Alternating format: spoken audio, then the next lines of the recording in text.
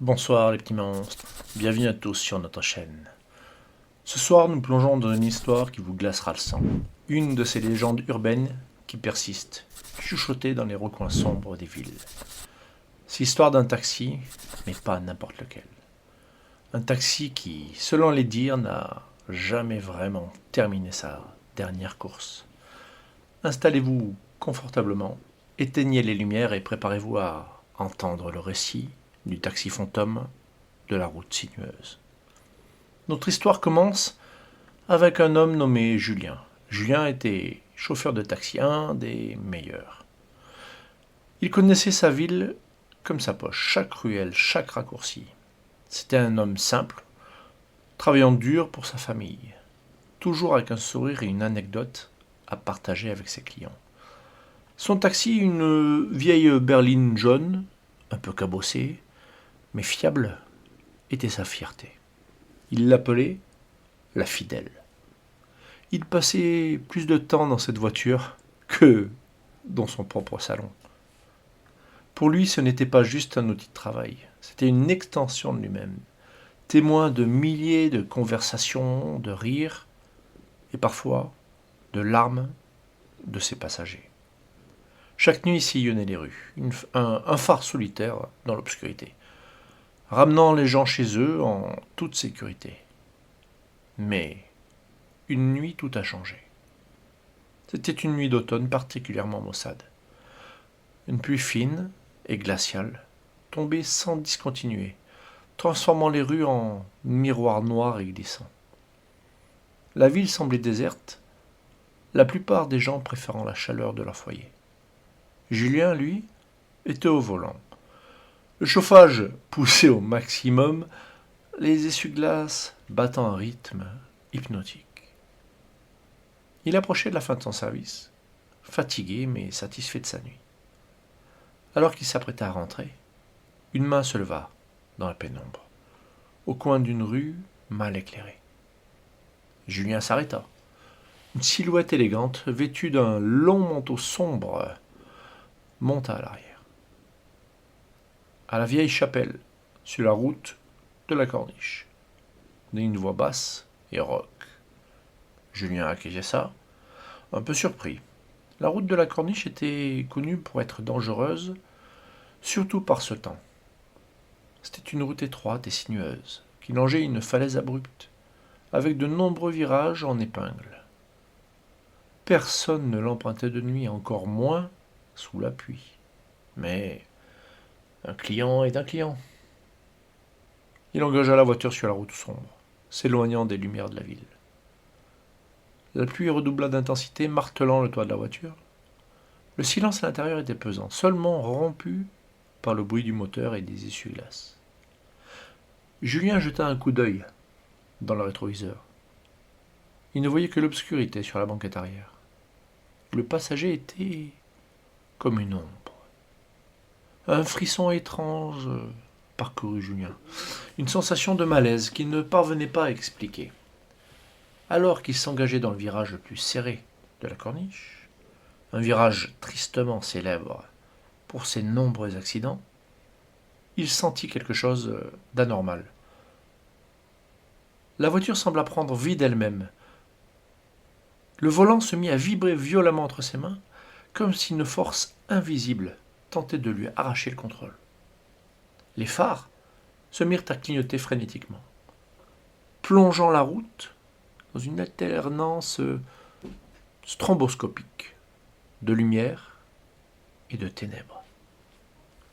Puis la radio, jusqu'alors silencieuse, s'alluma toute seule, crachant des parasites assourdissants avant de diffuser une vieille mélodie funèbre. La température dans l'habitacle chuta brutalement. Il sentit un souffle glacé sur sa nuque. Paniqué, il se retourna vers la banquette arrière. Le passager avait disparu. Il n'y avait plus personne. Juste le siège vide et froid. Mais il sentait une présence, une pression terrible, comme si quelqu'un ou quelque chose poussait la voiture vers le vide, la contrôlait. Il lutta de toutes ses forces contre le volant, les pneus crissant sur l'asphalte détrempé. La voiture ne répondait plus. Elle glissait inexorablement vers le bord de la falaise. Mais un dernier effort désespéré, Julien tenta de freiner, mais les pédales étaient comme soudées au plancher. La dernière chose qu'il vit fut le parapet en pierre se briser, et les lumières lointaines de la ville basculer dans le ciel noir. Puis, le silence et le fracas assourdissant du métal, comme les rochers en contour. Les secours retrouvèrent l'épave du taxi le lendemain matin, écrasé au pied de la falaise. Le corps de Julien était toujours à l'intérieur. L'enquête conclut à une perte de contrôle due aux conditions météorologiques extrêmes. Un autre accident tragique, comme il y en avait eu tant d'autres, sur cette route maudite. La ville pleura son chauffeur de taxi bienveillant, mais la vie reprit son cours. Mais cette histoire, celle de Julien, n'était pas terminée. Bientôt, des rumeurs commencèrent à circuler. Des automobilistes qui empruntaient tard le soir la route de la Corniche rapportaient des faits étranges. Certains parlaient de phares jaunes apparaissant soudainement dans leur rétroviseur, les suivant de trop près, beaucoup trop près, avant de disparaître aussi vite qu'ils étaient venus. D'autres racontaient avoir vu un vieux taxi jaune arrêté sur le bas-côté avec un chauffeur au visage blafard qui les fixait avant de s'évanouir dans la brume. La légende la plus terrifiante est celle des autostoppeurs. On dit que par les nuits de pluie, si vous attendez au même endroit, au même coin de rue où Julien a pris son dernier passager, un taxi jaune pourrait s'arrêter pour vous. Le chauffeur vous demandera votre destination, mais dès que la voiture s'engagera sur la route de la Corniche, vous ressentirez un froid glacial. Les phares clignoteront, la radio grésillera, des sons étranges. Bref, vous verrez le chauffeur lutter avec son volant. Ses yeux remplis de terreur, revivant encore et encore sa dernière course tragique. Alors la légende dit que Julien est toujours au volant, prisonnier de son taxi, condamné à revivre éternellement sa chute mortelle.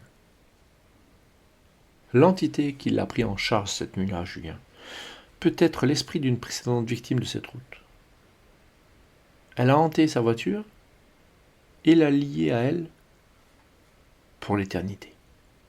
Il est en quelque sorte devenu le gardien involontaire de cette route, un avertissement spectral pour tous ceux qui osent s'y aventurer la nuit.